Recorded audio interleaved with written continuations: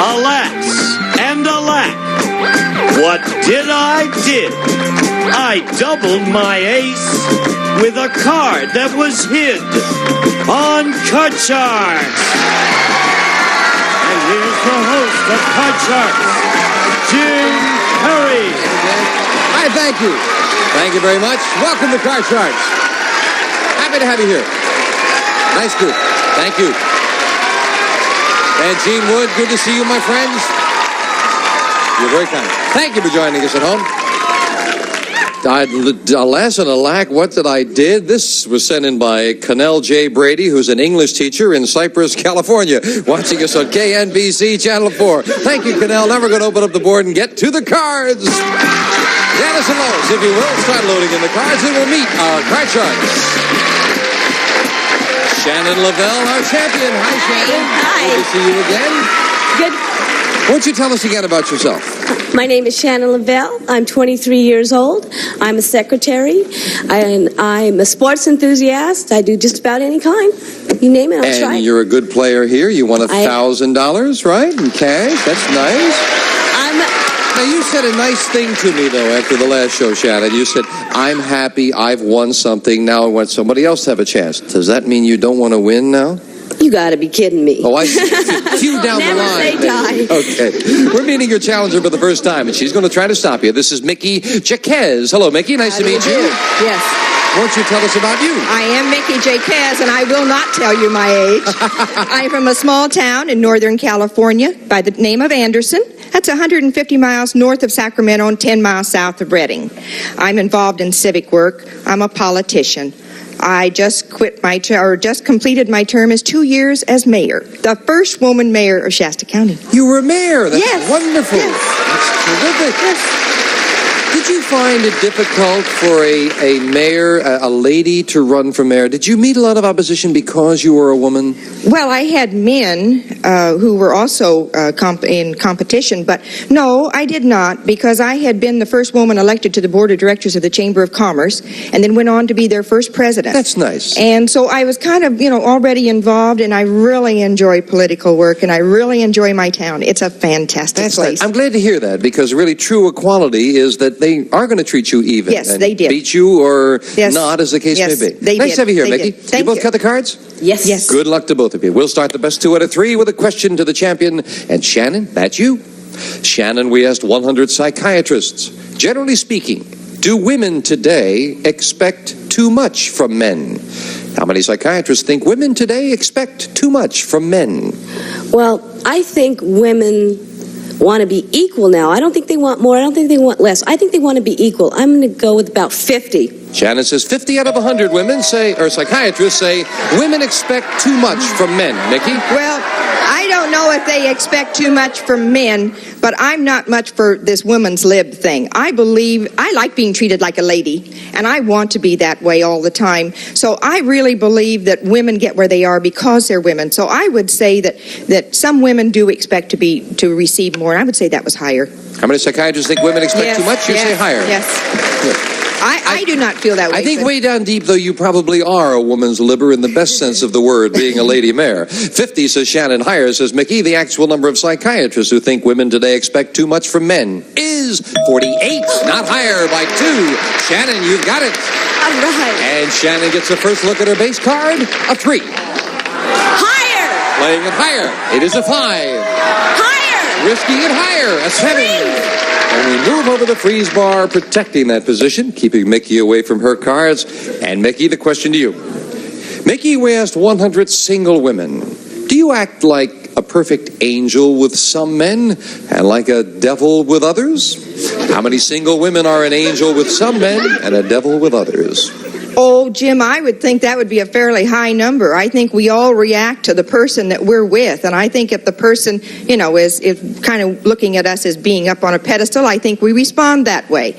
So I would say that was a relatively high number. I'm going to go 62. How do we get him to act like devils, Mick? That's the question. Oh, well, then you go with a devilish man. 62, says Mickie. Shannon. Higher or lower? I think women act differently with different men also. I think they're going to react. If someone's a devil, they're going to be a devil too. You know, you're responsive that way. I think it's going to be a little bit higher. Even higher than that? A little bit higher. And there are two sides there, huh? Yes. 62 for Mickie, higher for Shannon. The actual number of single women who act like an angel with some men and a devil with others is 72. It is even higher. Shannon. Change that card. Change it. The question, you can change the base card. The 7 becomes a 9, right on the other side of that middle 8. Lower. Lower than the 9. A 4. Higher. For the first game of the match, if this is higher, it is. So game 1 goes to the champion and $100. We'll have the second game coming at you right after this. I'll turn that to the...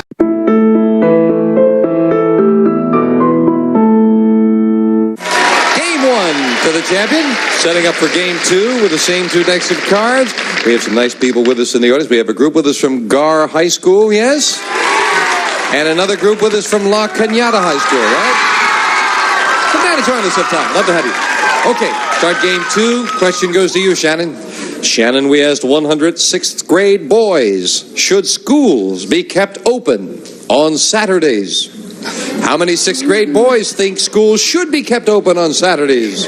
Well, maybe if they were 2nd graders, they might want to go to school more. When you're getting 6th grade, you're getting a little older, I don't think you want to go as much as you used to. I'm going to say 35. 35 out of 100 say they should keep them open, Mickie. I think that the schools now make it very interesting for the kids, but boys still on Saturday and Sunday, they want to do their own thing. So I would say that want to have to go to school on Saturday, I think that would be a lower number. You say lower? Yes. Well, I didn't even have to introduce the groups from the high school. You knew they were there by their reaction, right? 35 says Shannon. Mickie says lower. The actual number of 6th grade boys who think schools should be kept open on Saturdays is 0. Not a 1. Not a 1. None of them. Mickie starts with an ace. Oh, great card. Lower. An ace. An ace. Freeze. Freezing on the middle card. Not a 1. Question 2 to you, Mickie. Mickie, we surveyed 100 married Englishmen who are dukes, barons, and earls. They're all members of the English aristocracy. And we asked them, does your wife do her own housework?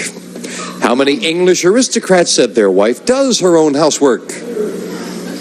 Well, I think that women like to cook. I know I really enjoy cooking, and I think women like to cook, a lot of them do, and some of them like to do their own housework, but I would think that for the aristocracy, that would not be too high. I'm going to say 45. 45 out of 100 English aristocrats do their own housework. If I was in a position where I had money and I didn't have to do it, I don't think they even want them to do it. You know, they're up there and they got to look good. They have maids. I think it's going to be lower. You say lower than that? Lower. Lower than the 45.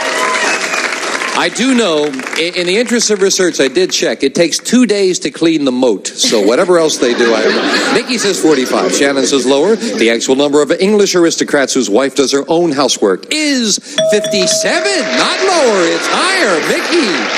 Well, and now Mickie can get rid of that 8 with a 5. A little better? Higher. Higher than the 5. At 10. Oh, 10. Lower. She's going to risk it lower. It is a 2. Higher. With half the match higher, yes! Mickie took a chance on the 10 and got a great card. The 2 and ties it up. Each player with 1 game and $100, so that means we set up for the tiebreaker. 3 cards up there and 3 questions here. Good match. You're both delightful ladies. We start the tiebreaker with a question to you, Shannon. Now, Shannon, now the presidential primary in New Hampshire is about to occur, so we asked 100 voters in New Hampshire, has a presidential candidate ever shaken your hand? How many New Hampshire voters said a presidential candidate has shaken their hand? Well, I think they get a lot of visibility and they see them, but I don't think they really let those people all that close to them.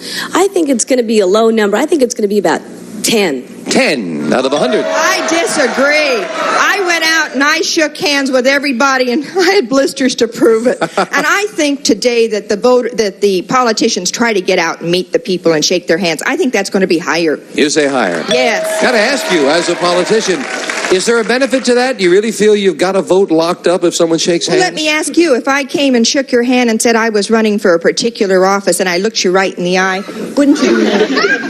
Mickey, you got my vote any day, love. Drake. My goodness, you're right. Okay. 10, says Shannon. Higher, says Mickey. The actual number of New Hampshire voters who said a presidential candidate has shaken their hand is 25. Mickey is right. It's higher. They're out there shaking. Great. So Mickey starts off the tiebreaker with a queen. Good. Lower. Lower than the queen. Oh, no, king is not lower. Shannon with a free chance at a 4. Higher! Higher than the 4. An 8. Higher! She's going to take a chance up the middle. If it's higher, she's the winner. No. It is not higher. It's the same. And we'll fill in the spaces in question 2 to you, Mickey.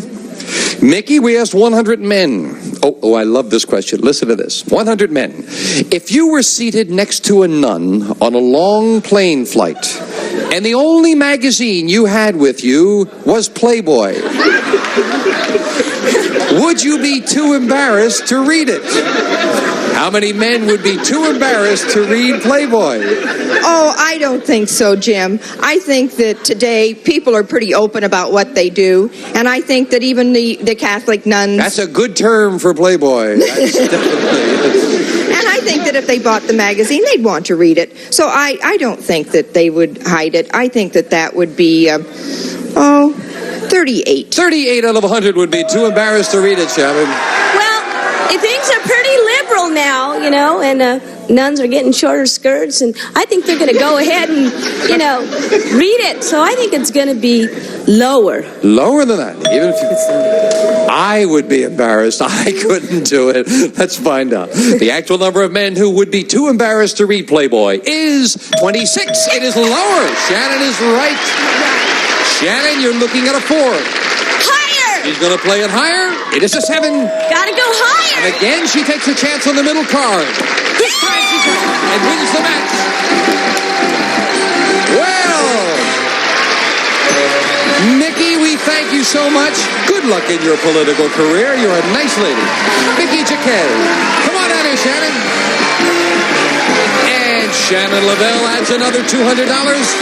And our secretary from the aerospace industry goes for a lot more right after we take time out for this. Way to go. You're doing